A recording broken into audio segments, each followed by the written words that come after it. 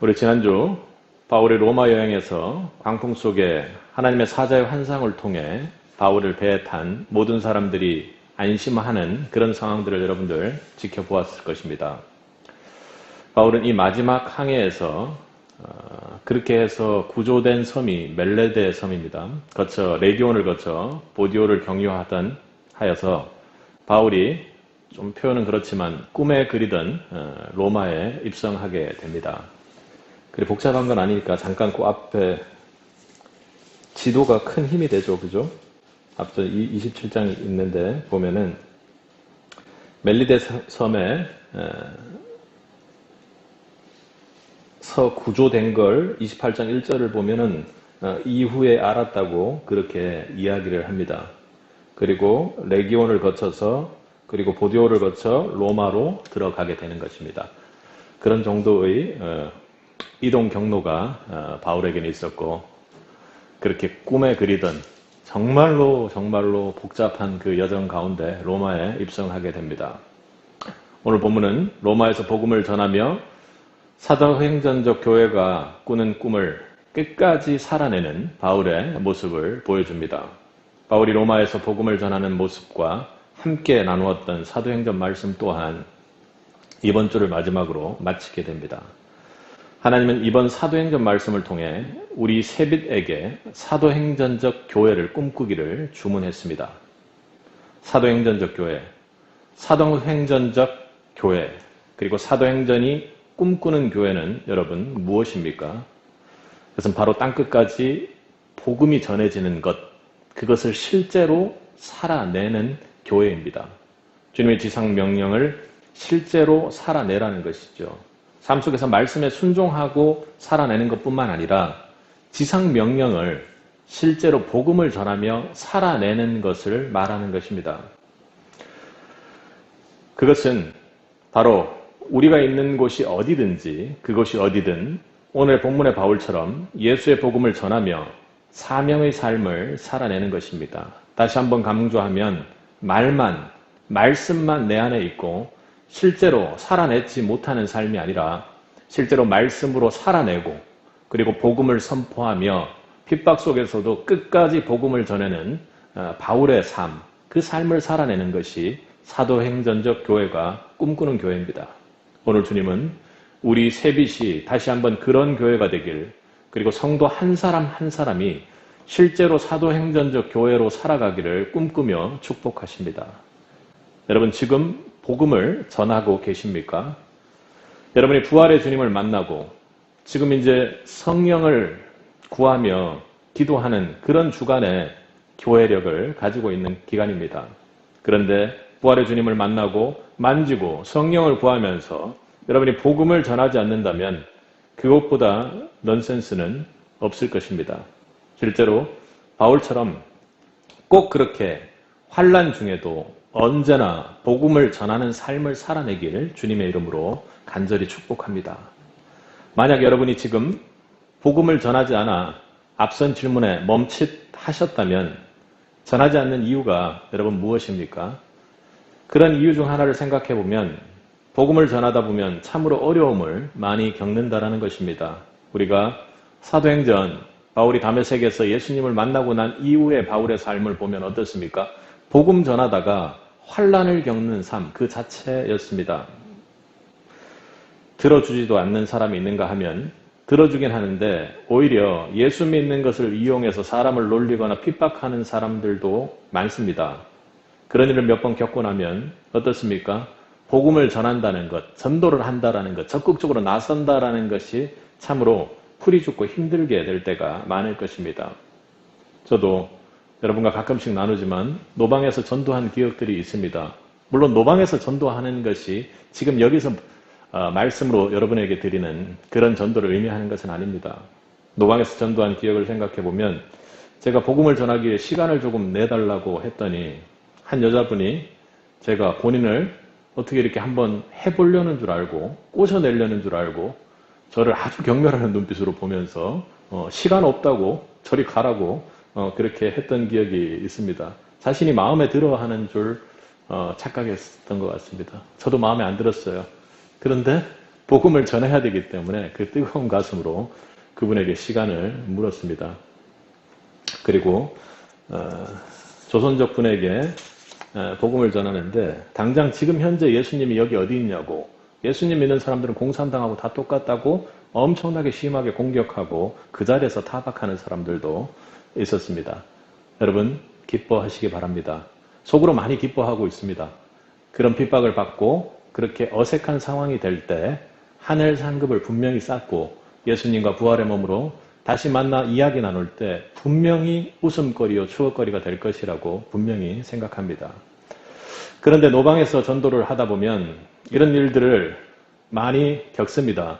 그런데 노방에서 모르는 사람들에게 직접적으로 복음을 선포하는 일 가운데 핍박을 많이 받을 것 같지만 사실은 오히려 주변에 있는 사람들에게, 가까운 사람들에게 복음을 전할 때 오히려 대놓고 더 은근히 핍박을 받기도 합니다. 직장 동료들이 그렇고 직장 상사가 그럴 수 있으며, 그리고 또 가까이 있는 사람들에게 얘기하면 교회를 다녀서 교회에 대한 안 좋은 기억들이 많은 사람들이 있습니다. 뭐 목사가 어떻게 해가지고 나쁜 짓을 저질렀다, 뭐 돈을 가지고 갔다, 뭐 별의별 이야기들이 다 있었습니다. 그리고 너니까 내가 지금 10분 정도라도 시간 내서 들어주지 하면서 미친놈 취급하면서 실실 웃으면서 그렇게 가는 사람들이 있습니다. 그 눈에는 너나 잘 살아 이런 표정이 그냥 막 한껏 있으면서 그렇게 가까운 사람들이 그렇게 하죠. 그러다 보니 그런 사람들을 만날 때 어떻습니까? 그런 일들이 계속 반복적으로 생길 때 어떻습니까? 신나서 복음을 전할 수는 없을 것입니다. 저 사람은 이래, 이 사람은 저래, 이때는 이랬어 하면서 여러 가지 핑계들을 대고 복음을 전하지 않게 됩니다. 그러다가 죽은 신앙으로 빠져버리고 주저앉게 될 것입니다. 그런 면에서 만약 그런 일 때문에 주저하고 복음을 전하지 않는 거라면 사도행전은 이미 끝나버렸어야 했습니다. 그런 면에서 주저한다면 바울이 벌써 주저하고 멈췄어야 됐겠죠. 그런데 오늘 바울은 정말로 징그러울 정도로 복음을 전하는 사람이다. 유대에 들어와서 오늘 바울을 보면 로마에 들어와서 그가 가장 처음 한 일이 여러분 무엇입니까? 우리 23절을 한번 읽어보도록 하겠습니다. 함께 읽겠습니다. 그들이 날짜를 정하고 그가 유숙하는 집에 많이 오니 바울이 아침부터 저녁까지 강론하여 하나님의 나라를 증언하고 모세의 율법과 선지자의 말을 가지고 예수에 대하여 권하더라. 예수에 대해 권하더라. 바울이 움직이는 곳에 이 말이 빠질 수가 없습니다. 바로 자신을 그렇게 핍박하고 소동했던, 죽이려 했던 유대인 중 높은 사람들을 청합니다. 그래서 로마에 있는 유대인들에게 자신을 변론합니다. 여전히 변론의 중심이 자신에게 있는 것은 아니었죠. 바울은 지금 이 순간에도 복음을 증거하기 위해 자리를 만들어갔던 것입니다. 참으로 놀랍습니다. 여러분 이제 바울이니까 이게 참으로 익숙해지는데 여러분 복음 전하다 환란에 꺾일만 하고 그리고 넘어질 만도 하고 주저할 만도 한데 한 사람이 매일 쉬지 않고 복음을 증거하는 이 바울의 모습, 로마에서도 말입니다. 어떻습니까? 심지어 여기서는 아침부터 저녁까지 성경을 강론하고 그리고 예수를 권하더라 이렇게 말합니다. 여러분 이 상황에서 바울이 정말로 하고 싶었던 건 무엇입니까? 맨 마지막에 있는 예수를 권하는 일입니다. 그 사람들을 만나고 그 사람들의 얼굴이 예뻐서 그 사람들이 좋아서 만나는 것이 아니라 그들에게 복음이라는 것이 진정으로 전해지기를 간절히 소망했던 것이죠. 그는 그 강론 중에 단지 구약을 이야기하고자 하는 것이 아니라 구약의 메시아가 바로 예수라는 것, 그것을 복음의 핵심으로 전하고자 했던 것입니다. 사명을 위해 여러분 쉬지 않고 달려가는 바울 사도의 모습이 참으로 부럽습니다. 소망이 됩니다. 나도 저 은혜를 받고 싶다는 그 마음에 정말로 가슴이 답답하고 먹먹해지기까지 합니다. 여러분 다른 은혜보다도 세상의 여러 도전에도 끝까지 내 마음속에 복음의 열정을 태우고 복음을 전할 수 있는 그 은혜를 받기를 간절히 바랍니다. 이건 하나님의 놀라운 은혜가 주어질 때만 가능한 일입니다. 간절히 소망합니다. 주여 우리 모두에게 바울에게 내려진 복음을 전하는 은혜를 허락하여 주옵소서. 바울에게 주신 사도행전적 교회를 향한 꿈을 우리 세대에게 부어주옵소서. 이렇게 우리는 간절히 기도해야 할 것입니다. 여러분 그렇게 기도해 주시기 바랍니다. 예상은 했지만 바울의 이 한결같은 모습이 정말로 도전이 됩니다. 바울은 로마에 올 필요가 없는 사람이었습니다. 여러분도 그렇겠죠? 복음을 굳이 전하고자 그리고 여러분들이 어려움을 겪을 필요는 없는 사람들입니다. 그러나 그는 이스라엘 유대인들이 영적 메시아인 예수를 알아보지 못하는 것이 너무나도 안타까웠습니다. 내 구원을 잃을지라도 그들이 구원받기를 간절히 또 소망했습니다. 왜요? 주님의 마음을 바울이 하나님 아버지의 마음을 알았기 때문입니다.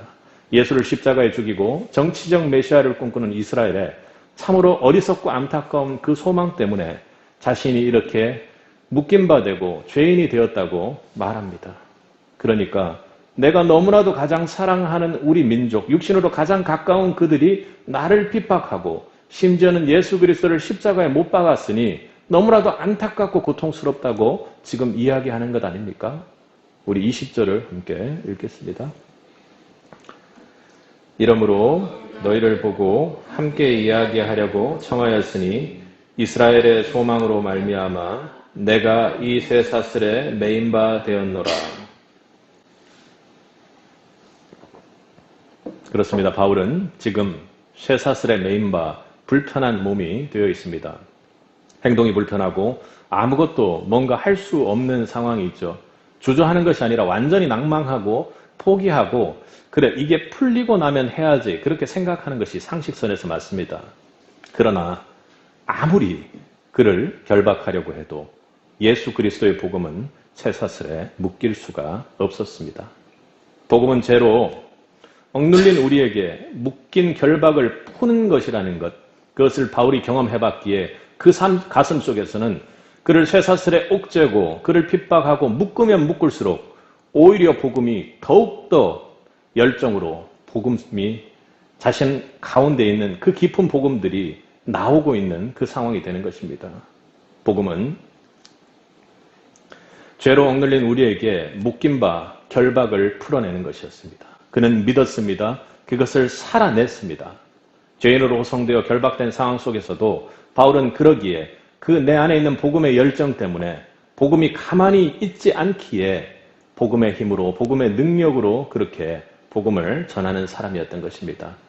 30절, 31절입니다.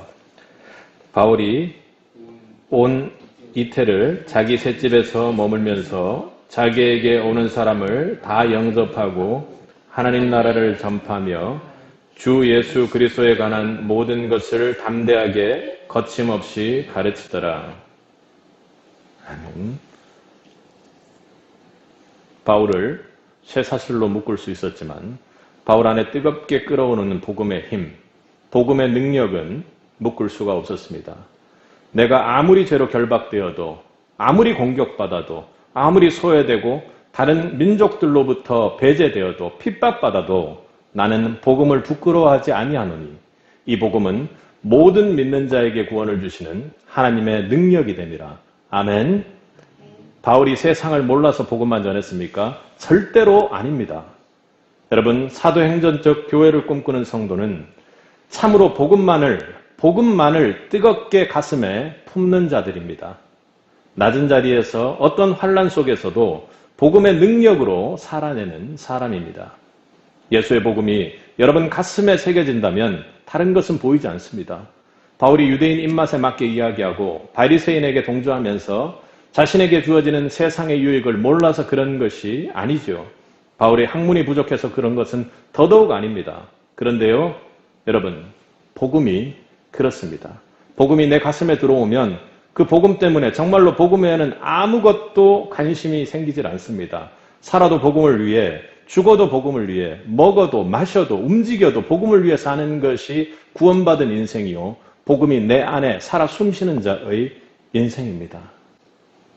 살아도 복음을 위해, 죽어도 복음을 위해 살아가는 그런 은혜를 받은 자가 우리인 줄로 믿습니다. 그래야 사도행전적 교회를 꿈꾸는 성도가 됩니다. 그래야 살아갑니다. 그래야 살아냅니다. 제가 간절히 바라는 것은 그 뜨거운 가슴을 여러분이 가지기를 소망합니다. 예수님이 우리 교회를 통해 얼마나 복음을 꿈꾸는지 실제로 목도하고 살아나는 은혜가 세비되게 있기를 바랍니다. 바울이 같은 민족 유대인들에게 가졌던 그 애타는 마음으로 여러분이 정말로 그런 믿음 가지기를 간절히 애써 소원하는 것입니다. 오죽했으면 바울은 복음 위의 것은 다 배설물이라고 이야기했습니다. 복음 외에는 자랑할 것이 없다고 하다가 이제는 복음 위에는 이야기하고 싶은 것, 알고 싶은 것이 없다고 그렇게 얘기합니다. 여러분, 바울이 어떻습니까? 노아에 이어서 세상 사람들이 본다면 너무나도 바보 같은 사람입니다. 세상적으로 초엘리트인 바울이 로마에게 수갑차고 셋집에 들어가서 세상이 아니라 하나님 나라를 이야기하고 있는 모습, 세상 사람들이 보면 당연히 핍박하고 야단치고 뭐라 하고 배제시키고 소외시키며 저 사람은 미친 사람이라도 할 것이 분명합니다. 그런데 그 똑똑한 최고의 지성을 가지고 있는 바울이 왜 이러고 있습니까? 왜요? 복음보다 고귀한 것이 없기 때문입니다. 복음보다 높은 지혜가 없습니다. 복음보다 나은 육신이 바울에게는 없습니다. 복음 외에는 자랑할 것이 없습니다. 그에게는 복음 외에는 알고 싶은 것이 없기 때문입니다. 여러분, 복음만이 우리 성도 여러분 인생의 전부가 되어 그 힘으로 살아가는 세비 성도들이 되기를 주님의 이름으로 간절히 바랍니다.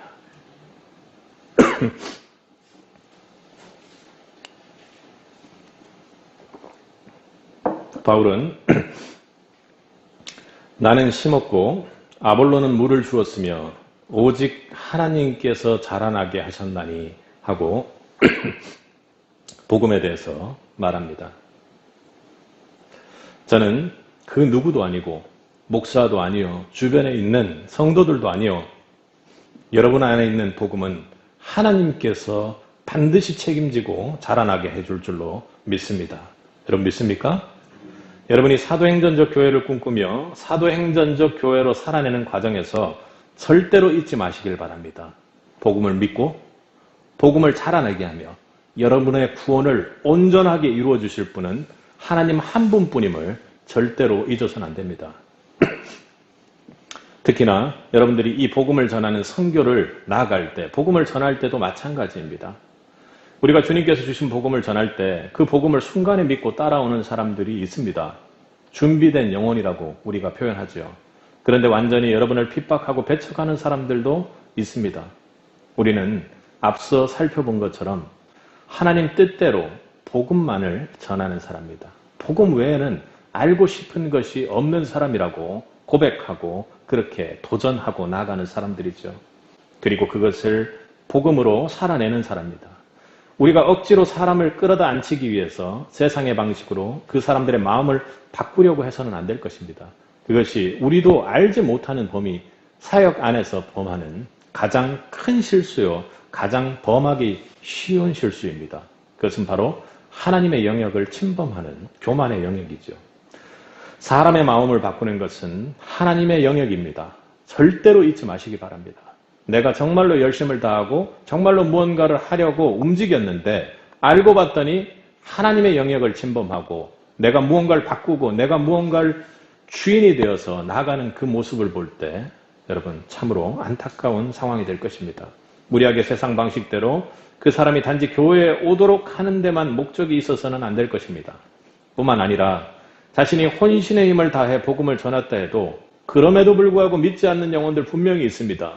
그러나 복음을 전하는 과정, 복음으로 살아내는 여러분들이 복음을 향한 도전과 그 꿈은 절대로 낭망해서는 안 될 것입니다. 복음은 선언하는 그 자체의 능력이 있습니다. 복음 안에는 하나님의 의가 나타나서 모든 사람을 믿음에서 믿음에 이르게 합니다. 여러분 믿습니까? 그러기에 복음의 능력으로 복음을 선언하고 복음을 선포할 때 하나님의 의가 그 자리에 나타나서 모든 죄인들이 그 하나님의 의 앞에 엎드리는 복음의 능력이 나타날 것이 분명하다는 것입니다. 그러기 위해서 우리가 해야 할 것은 무엇입니까? 우리는 그 영혼을 붙잡고 기도해야 될 것입니다. 오늘 본문에 바울에게도 이런 일은 일어났으니 여러분 마음에 너무 낭망하지 마시기 바랍니다. 우리 24절, 25절 상반절까지 한번 읽겠습니다. 함께 읽겠습니다. 그 말을 믿는 사람도 있고 믿지 아니하는 사람도 있어 서로 맞지 아니하여 흩어질 때. 아멘. 그렇습니다. 바울이 그들의 원대로 날짜를 정하고 아침부터 저녁까지 복음의 내용만을 전했지만, 그 새 생명의 복음을 전했지만 믿지 않는 사람이 있었습니다. 우리에게 아무리 복음이라고 해도 당장 전해지면 모두가 다 받아들이는 것을 아니라는 것을 우리 전도자들은 이해하고 세배 성도들은 그것을 철저하게 가슴속에 새기고 있어야 합니다. 믿게 하시고 안 믿게 하시고는 하나님의 절대 주권의 영역이고 온통 하나님의 영역이기 때문이고 하나님께서 은혜를 내려주셔야만 가능한 일이라는 것입니다. 여러분 꼭 기억하시고 그들을 위해 사랑으로 기도하는 것을 먼저 하십시오. 이것은 신앙이 깊어지면 깊어질수록 하게 되는 신앙의 고백일 것입니다. 바울도 그 고초 속에서 자신의 민족에게 복음이 먼저 전해지기를 원했고 항상 어디로 움직이게 되면 유대인들이 모이는 곳에 가서 그는 강론했습니다. 복음이 그들의 민족에게 먼저 전해지길 원했기 때문입니다. 그렇지만 이방인에게 그 구원의 복음을 보내셨다는 사실을 그는 받아들이고 인정했습니다. 우리 28절을 함께 읽겠습니다. 그런즉 하나님의 이 구원이 이방인에게로 보내어진 줄 알라. 그들은 그것을 드리라 하더라. 구원을 이방인에게로 보내신 이라는 바울의 말은 마음이 완악하여 귀가 둔해지고 눈을 닫은 유대인들을 책망하기 위함이 아니라 한 민족으로서 바울이 너무나도 가슴 아파하고 안타까워하는 모습이고 얼마나 기도를 많이 했겠습니까? 바울은 민족들에게 복음을 그렇게 전하고 싶었을 것입니다. 그러나 바울은 자신의 뜻이 아니라 하나님의 인도하시는 대로 이방을 향한 구원의 복음을 전하며 자신의 사명을 감당하겠다고 지금 말하고 있는 것입니다. 그리고 믿지 않는 유대인에게 복음이 들어갈 수 있도록 기도하였던 것이죠. 여러분도 전도를 해보셨고 지금도 영혼을 위해 기도하고 계신가요? 여러분, 중요한 것은 여러분들이 기도할 때 한 영혼에게 집중해서 이 영혼이 우리 교회 분명히 나올 줄 알았는데 안 나오네 하는데 거기서 낭망해서는 안 됩니다. 여러분에게 문제가 있었던 것이 아니라 그 사람의 믿고 믿지 않고는 하나님의 절대 주권의 영역입니다. 우리가 돌아봐야 할 것은요, 정말로 진심으로 하나님 아버지의 마음을 품고 저 영혼을 위해서 기도했는지, 그리고 내가 그것을 현재 삶으로 복음을 살아내고 있는지를 여러분께서 돌아봐야 한다는 것입니다. 그리고 핍박 속에서도 담대하게 복음의 능력을 믿고 그들에게 복음을 이야기했는지 여러분에게 묻고 있는 것입니다. 우리가 전도 훈련을 하면서 했던 그 짧은 복음도 중요하지만 그 복음을 여러분들이 복음의 핵심과 정수를 가지고 삶 속에서 그들과 대화하면서 예수의 복음을 실제로 전하고 그리고 복음대로 살고 있고 그리고 하나님 아버지 마음을 품고 그 영혼을 향해 간절히 기도하고 있는지가 더욱 중요하다는 것입니다. 우리 28절에서 나타난 구원을 이방인에게 보내시니라는 말, 그 말은 바울이 고백하는 것입니다. 그래, 나는 정말로 이 영혼, 이 유대인들, 내 한민족들에게 복음을 정말로 당장 전하고 싶지만 그것이 지금이 때가 아니라는 것, 하나님이 말씀하셨기에 받아들이고 이방인의 구원을 향해 나는 달려나가겠다 하고 고백하는 것입니다. 잠언에서 사람이 마음으로 자기 길을 계획할지라도 그 걸음을 인도하시는 자는 여호와시니라. 믿게 하시고 자라나게 하시고 하나님의 길로, 사명의 길로 인도하시는 분이 하나님이라는 거 여러분 믿고 여러분이 절대로 기도를 빠뜨리면 그 영혼을 구원할 수 없다라는 것입니다. 그러기에 우리가 복음 전할 때 우리가 할 일은 성령 충만을 기도하고 그 영혼이 하나님 앞에 올 수 있도록, 그리고 방해가 없도록 기도해야 할 것입니다. 그리고 나에게 맡겨진 그 영혼을 내가 바라보고 기도할 수 있도록 그 은혜를 부어달라고 여러분들이 기도할 수 있어야 합니다. 간절히 기도해야죠. 그리고 그 영혼이 주님께서 보고 계신 영혼이 아니라면 정말로 안타깝지만 기도만 하고 그 인도대로 따라야 할 것입니다. 오히려 복음의 능력, 하나님의 절대 주권을 믿고 더 중요한 것은 정말로 간절한 사랑이 여러분 안에 부어지기를 기도하고 있는지를 여러분 오늘 말씀 묻고 있습니다. 그리고 그 사랑으로 살아내는지를 묻고 있는 것입니다. 그런 믿음의 전도자가 우리 세빛이 되기를 간절히 바랍니다. 어떻게 해요? 하나님의 절대 주권을 믿는 자들이 되기를 바라는 것입니다. 여러분은 여러분의 지금 믿음의 상황이 어떻다고 생각합니까? 기도 속에서 믿음을 점검해보고 계세요? 해보고 계십니까? 상태가 좋아요? 어떠했어요? 여러분의 믿음의 크기가 어떤지는 여러분 기도 속에서 보십니까? 나는 작은 믿음이어서 이 정도만 하면 돼. 나는 큰 믿음을 가지고 있어도 어떻게 하면 돼? 그런 생각들 하시나요?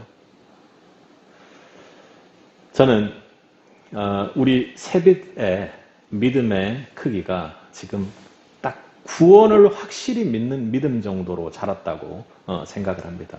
그런데 삶 속에서 하나님의 역사하심, 그리고 부활의 주님의 역사하심, 그리고 이후에 하나님 나라에 대한 소망들은 조금 더 자라 이후에 저 멀리 있는 것처럼 느끼는 믿음이 아닌가.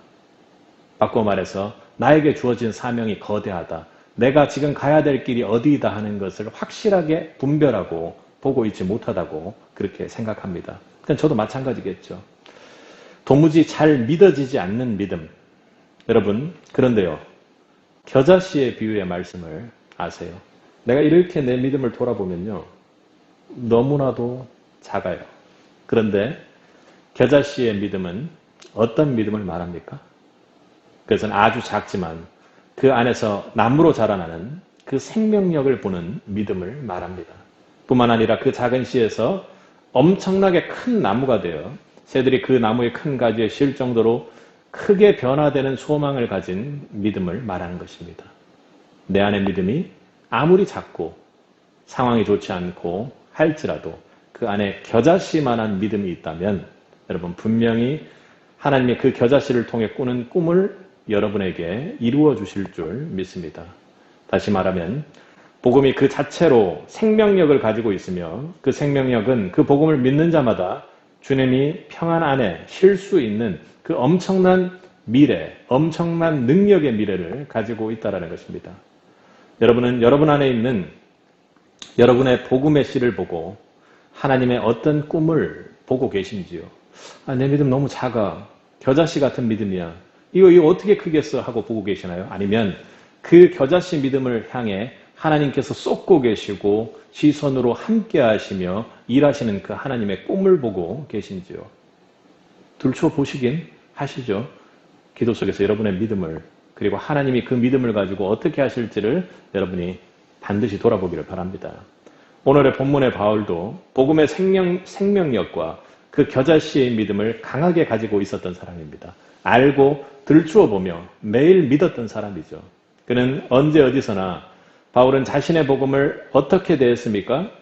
사도행전의 전체를 넘겨보면 바울의 회심 이후에 바울이 나타나는 자리에 그는 복음이 전하여지지 않는 곳이 없었습니다. 심판받고 유대인들에게 죽음을 당할지라도 복음, 예수 복음, 그러니까 예수가 부활하셨다고, 십자가에서 죽으시고 예수가 부활하셨다라는 이야기, 구약에서 하는 모든 얘기가 예수 그리스도를 향한 이야기라는 것을 계속해서 전했습니다. 복음만, 예수 복음만을 외쳤습니다. 오늘 본문에서 바울은 어떤 상황이었습니까? 세부적인 상황을 보기 위해 16절을 한번 보겠습니다. 우리가 로마에 들어가니 바울에게는 자기를 지키는 한 군인과 함께 따로 있게 허락하더라. 어떤 신학자들은 이때 바울이 24시간을 로마의 군사의 손에, 지금으로 치면 수갑을 차고 로마 군사의 팔과 바울의 팔을 이렇게 딱 끼고 옆에서 붙어 있을 정도로 그렇게 강하게 압박을 했다고 합니다. 그만큼 바울이 복음을 전하기에는 힘든 상황이었다는 점을 말합니다. 하지만 바울은 복음이 가지고 있는 생명력을 알고 그 복음을 통해 사람들이 영원한 생명으로 구원에 이르게 될 것이라는 하나님의 꿈을 믿었습니다. 내 안에 있는 복음, 겨자씨 같은 그 복음이 이루어낼 것, 그 복음을 바라보는 하나님의 꿈을 믿었다라는 것입니다. 그는 그 꿈을 믿고 현실에서 내가 할 수 있는 것이 무엇인지를 보았습니다. 그랬기에 그는 삶을 사는 동안 내내 그 꿈만을 바라보고 그 꿈이 이루어질 것을 반드시 믿었기에 복음을 통한 전하지 않고는 복음을 가지고 전하지 않고는 멈추어 있을 수가 없었던 것입니다. 뿐만 아니라 바울은 당시 세상의 중심에 전 세계를 호령하던 로마의 중심의 아주 미약한 곳에서 하나님이 보고 있는 그 겨자씨를 담대하게 꿈꾸는 사람이었습니다. 우리 본문 30절과 31절을 다시 한번 읽겠습니다. 바울이 온 이태를 자기 셋집에 머물면서 자기에게 오는 사람을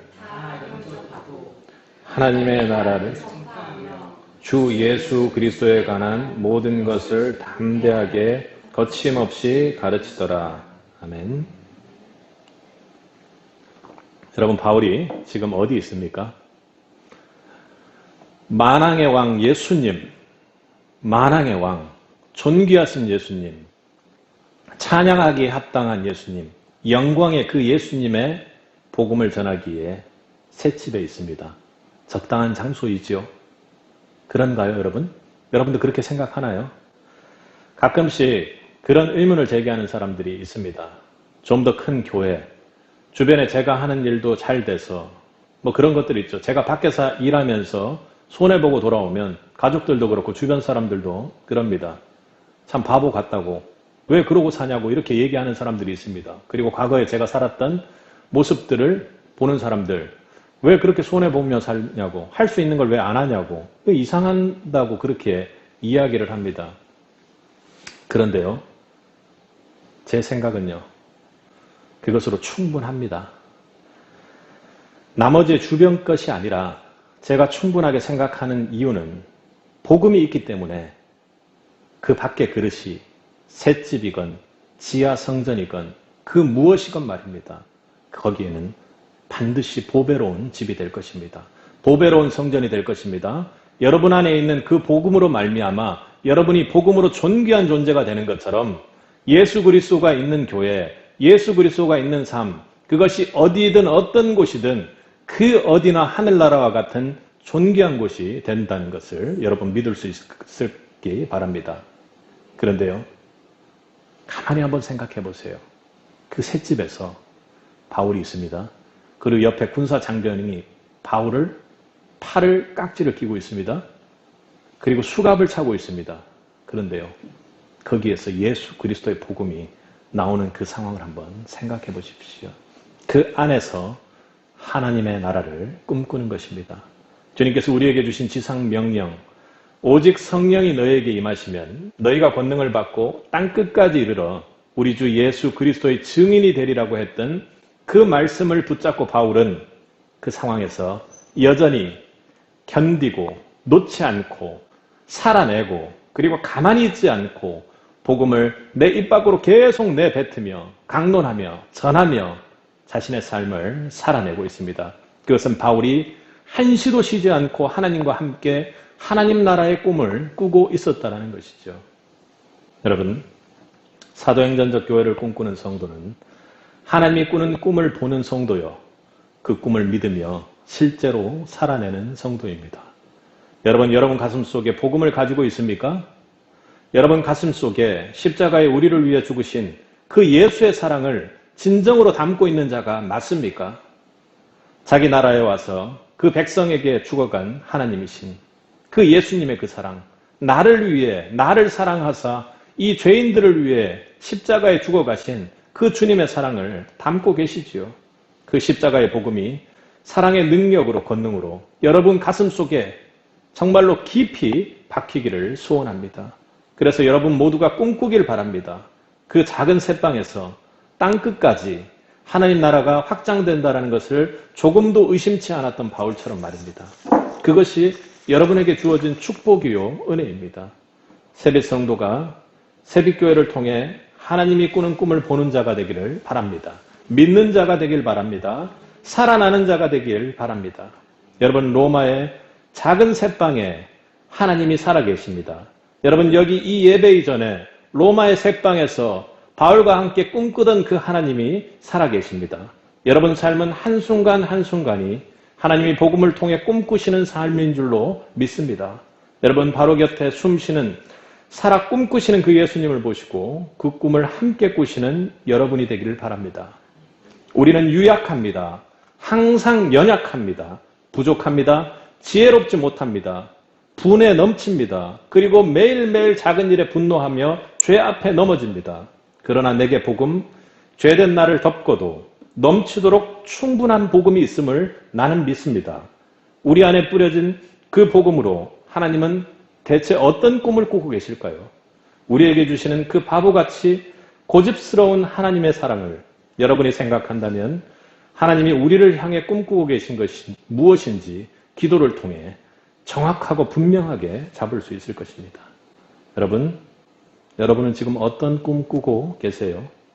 내가 꾸는 꿈을 바라보며 세상이 꾸는 꿈을 바라보며 혹 그 길을 달려가고 있지는 않겠지요. 아니면 사도행전을 통해 말씀으로 여러분과 함께 꿈꾸기를 원하는 세비씨, 사도행전적 교회가 되기를 바라는 예수님의 꿈을 세비씨 꾸고 있기를 간절히 바랍니다. 여러분 어떤 꿈 꾸세요? 기도를 통해 한번 확인해 보시기 바랍니다. 여러분 꾸는 꿈이 희미하다면 그 꿈을 여러분 기도 속에서 공고히 잡고 견고히 잡고 그 꿈을 함께 꾸는 그 주님과 함께 나가기를 바랍니다. 사도행전적 교회를 꿈꾸며 사도행전을 살아내는 교회가 세빛이 되길 주님의 이름으로 간절히 축복합니다. 함께 기도